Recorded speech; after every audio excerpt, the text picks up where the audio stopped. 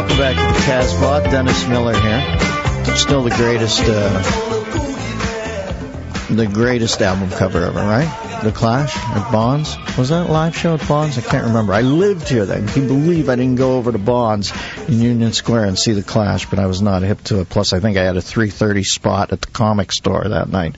I don't think Ketch is there anymore, by the way. Does anybody know? Christian? Does Ketch Rising Star not exist? I think you're right. I think somebody was actually 77th and 1st. I was thinking, where did I meet Carolyn? Because I met Carolyn at Ketch. And it wasn't even there anymore, unless I missed it somewhere. Anyway, Carvey and I in Neyland at the Iowa State Fair, August 10th, the Minnesota State Fair, August 22nd. I'll have to put my spell check on because, I've been working casinos the last few days. A couple F-bombs have been dropped, so I'll have to delete for the State Fair circuit. Greenville, South Carolina, October 18th, and Allen, Texas, October 19th. For more information, go to DennisMillerRadio.com, click on Dennis Live. You can listen to my daily Miller Time podcast at podcast1.com.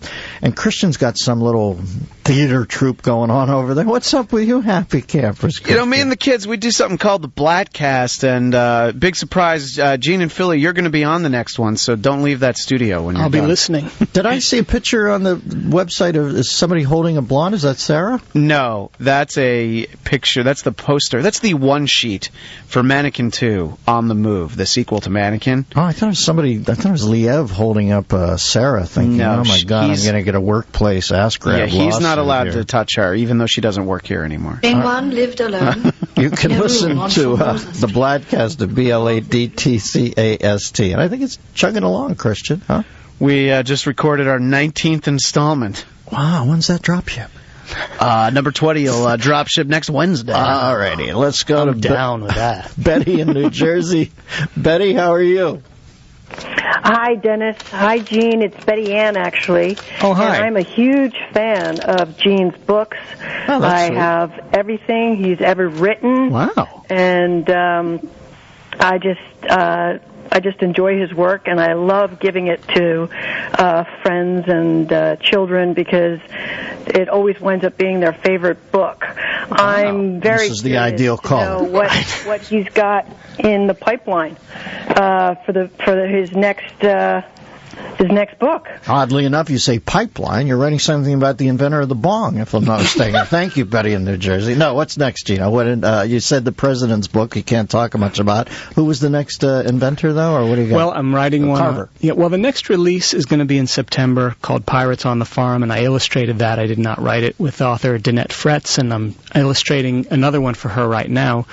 But I'm writing one on George Washington Carver, who was a pretty fascinating guy. What's his deal? Peanut guy, right? Exactly, yeah. Peanuts and sweet potatoes. He found ways to rejuvenate the southern crops after the Civil War and help the ex-slaves who couldn't really get real work be self-sufficient on their farms by getting rid of cotton plants, which were killing the land, and using peanuts, soy, and sweet potatoes. Isn't that an interesting allegory that cotton had strangled the South in more ways than one, huh? Yeah, so it burnt the soil out, too? Well, once he was able to convince them that you could make money on peanuts as well as cotton, because that's why they were hanging on to it, they were able to just change over eventually. Mm-hmm. Christian, you were over in the next state working on the anti-spasmodic that you would give somebody after they ate peanuts and went into anaphylactic shock, weren't you? Yeah, but actually... corollary business? Because of the things that, let's just say I get off in a weird way, it's filled with peanuts.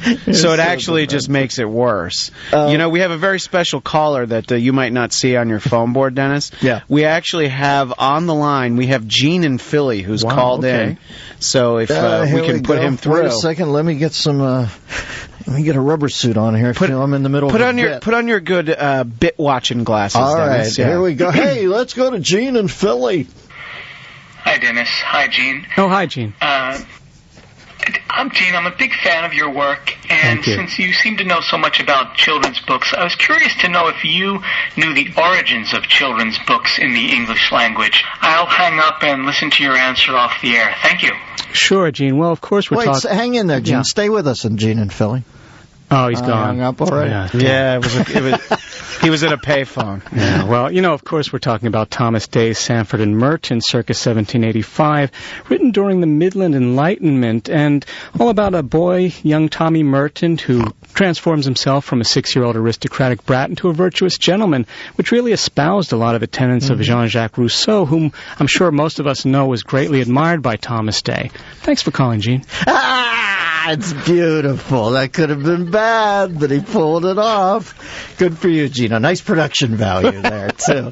I love you. That's what I would try to do up front, is get a couple interactions where you leave a gap, but you can't go more than 3 lines with that or the whole thing will fall apart. But I needed a chance to sound intellectual while I was on. I'll hang up and take your ass. That's beautiful. Gene, would you like to be the new Trini here at the show? You've proven that you can do it. I don't know if people remember Trini. I barely remember it, and I participated. Sal has no idea. Yeah, Sal used to extend. One time we got stuck with an awkward pause in the show. It was at the beginning, and I said,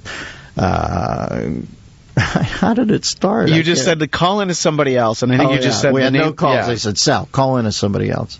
Called in as Trini. And the first time it was hysterical. Solid. What was she, in the housekeeping or something? I know. And then, like, the next 4, he never said anything. It was, like, completely sad. I would end up carrying it. I'd have a headache. And then he'd eventually get to say, hey, I got a good Trini, and I wouldn't take it anymore. Let's go to Diana in Boston. Diana, how are you? You're on with Gene Barretta. How are you? Hey, Dennis. Hey, Gene. Hi, Diana. Nice to be on the show. So it's totally cool that your brother called in, too, Gene. I'm a huge Muppets fan. Can't wait for the next movie to come out. I can't even imagine what your family gatherings must be like for Mrs. Gene and all of that craziness. Lots of foam rubber. See, Mrs. Gene. I bet. Well, I love your books. They are just beautifully illustrated. Beautifully written. Even adults can learn from them, and I get them from my godchildren. But here's my question for you, and this should help you out too, Dennis, since you have cameos in them. What are your plans for any kind of merchandising? Having T-shirts and other types of accompanying things with the books, and maybe having them in different children's museums and other types of museums around the country to really have not only the books but other types of things for kids. Well, I don't get into the merchandising so much on my own, although, T-shirts is as far as I've gone with my website, and they're there. But the publisher really has to make the decision based on, I guess, where they think the audience is going to be. And my next goal is to create a character-driven book so that we can make a plush doll out of it. That's sort of the next step on the ladder for me. Well, that plushy sex is hot. There are a lot of people dressing up in those big mascot especially outfits for elementary readers. Yeah. Getting on. Here's some mascot makeup music.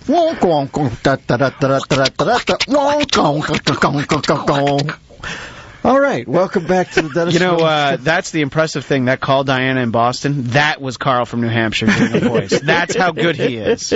He totally fished us in, said he wasn't going to call back. Interesting story coming across my desk. This just in from the land of the Hun. German doctors say a 24-year-old Afghan man has spent 15 years with a pencil in his head following a childhood accident.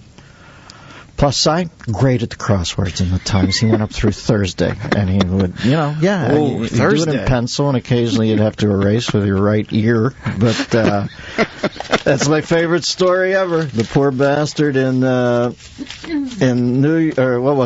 Esquire magazine's Dubious Achievement Awards. That is the craziest story ever. The guy who tried to kill himself with a nail gun. And I think he did, but they found him, and he had 7 nails in his head. So in other words, you're sitting there alone, as I often say, thinking you're a screw-up, and that you should end it all, and you get 6 nails in your head, and you're thinking, my God, I cannot even shoot a nail gun into my head and end it all. I'm 6 nails in. Do you not have a chuckle to yourself on your way out? But then you start to feel invincible, thinking, screw it, 7, this ain't going to hurt me. And then just when you get that, fish did. The 7th nail takes shot. Unbelievable. Now, Gino, I know we share something. I'm off to London town this week, and I'm planning on getting over, trying to take the studio tour over to Abbey Road. Have you ever done that? I know you're a huge Beatle fan. I've been, I was over there while they were shooting Muppet Treasure Island, and we had one of the Muppet performers was doing a session there one day. So in Abbey Road. So we got to hang out in Studio B, Studio A for like half an hour. Nobody else was in the place that Sunday. So we took pictures galore, and I played on one of the pianos that was there, the Hammond organ. Original equipment? Was it They had this Hammond organ that was original to their time. Yeah, they were set up for a Mike and the Mechanics session, but I was in heaven. It was that week I got to perform some background Muppet characters and go to Abbey Road. So it was just Pig heaven. in slop, Pig in slop. Now, when were you first? To me, I don't want to speak for you. They're the greatest entertainers of our lifetime, right? For me, yeah. I mean, they're the sounds corny, the background score to my life, basically. And I really think, when I think back on it, I think I was born in 1960, and I think I developed a lot of my sense of humor, some of my personality came from just watching them interact, and so. Yeah, they had such a whimsical sense of humor. My wife, through a long set of circumstances, ended up watching the Cream reunion show in Royal Albert Hall in a box with Ringo and Paul. Oh, my God. And she said after the show was over, I was working, she was over there with a friend. After the show was over, she heard Paul say, or Ringo said, "Oh, well, are we off to the party?" And Paul said, "Gotta get home. I can't make the after party." And Ringo leans into my wife's ear, and he's just met my wife, but she said he's so sweet. He goes, "Can't afford a babysitter." So they're still doing that Fab Four sense of humor. Well, I want to thank you for having me in today. It's quite a privilege, Dennis. Gino, the band doesn't travel well without you. If Christian, Liev, and Coltrane are the Fab Four, you think of yourself as Stu Sutcliffe, always in our hearts. Nice. All right. Thanks, Danny. Nice to see you, Mrs. Jean. Dennis Miller Show. The Dennis Miller Show. On the